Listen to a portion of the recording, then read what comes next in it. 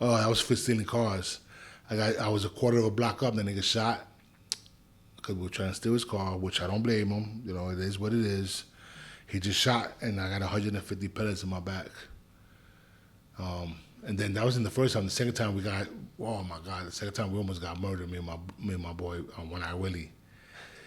Yeah, that nigga fucking shot. That nigga had a fucking 9, bro. Cause that shit just kept busting, my nigga. And it looked like he reloaded because when my boy was driving the car like this, he crashed into another car that was parked because he wasn't looking. He was just driving. Boom! And he hit his face on the thing.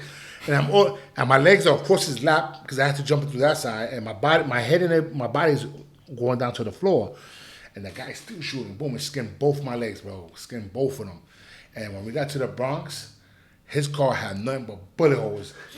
And everything that we had in the back, because we stole niggas' music, radios, all types of shit, and we had it all in the back. That shit was all destroyed. That shit had bullet holes too. So his car, he was a Toyota Corolla back in the days, a 1980 Toyota Corolla, and it was black. So you know what that nigga did?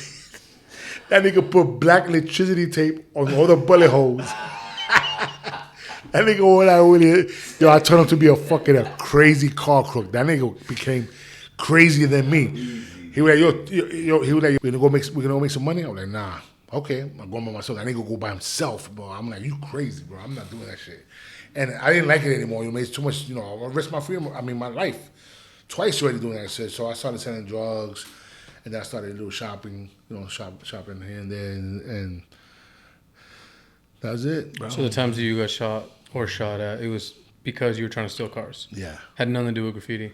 No. Same thing with the times that you when you were in jail, it had nothing to do with graffiti. No. Roughly, I got about maybe 5 years incarcerated, and then I had parole, so I was chilling on the parole. But I was painting here and there, not hard, but you know, active. But like I said, I did 5 years in prison altogether. So that time I wasn't painting at all. So the 5 years were like they were on and off. Yeah, I did 3 years, and then I did another 16 months or something, and then I did a little city bit on the island.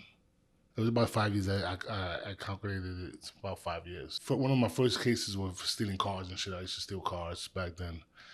And then I was I sold drugs, and all the hustles to survive in them days. Because my mom's was, she was poor. She didn't have enough to take care of us, so I had to go on the street and do what I had to do. And I hated school, so there I was in the street doing what I had to do. Was this pre-graffiti, or this was already like kind of both at the same time? I was doing graffiti in and out of when I was hustling. Not hard, but I always had a spray can on me or whatever, and around the neighborhood or wherever. If I go to another neighborhood, I have the spray can on me. But I didn't really start getting active, like really active. I was to like 85, 86. I found it harder one time to get paint because I didn't have a car back then. It was harder. Now it's easy. Everybody have a car. Everybody go get paint. So what I did was, there was a few hardware stores that I was scoping out.